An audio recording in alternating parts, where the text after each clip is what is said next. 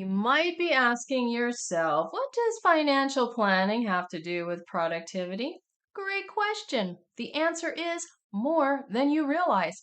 If you look at surveys and studies about sources of stress for individuals or couples or families, at the top of the list almost every single time is money. People worry about various stages of finances.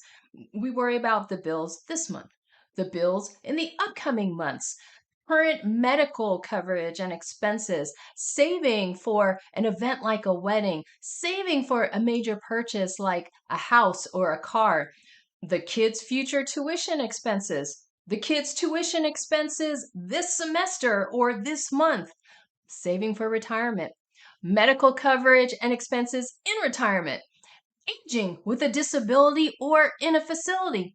I think you get the picture. There are a lot of worries that we have. We have current worries, we have future worries, and we have way down the road worries. The point is, when there is not a plan in place, there are constant worries.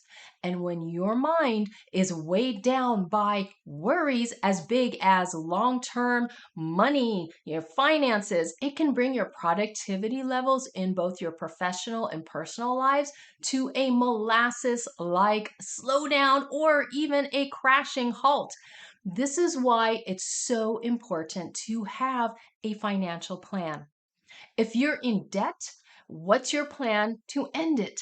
If you'd like to pay off your mortgage, what is your path to get there? If you want to be able to retire before you're 80 years old, how can you make that happen? I encourage you, if you don't already have access to a financial planner, then research one you can meet with, a certified financial professional, so you can put this plan in place, because having a financial plan will remove that constant worry from your brain.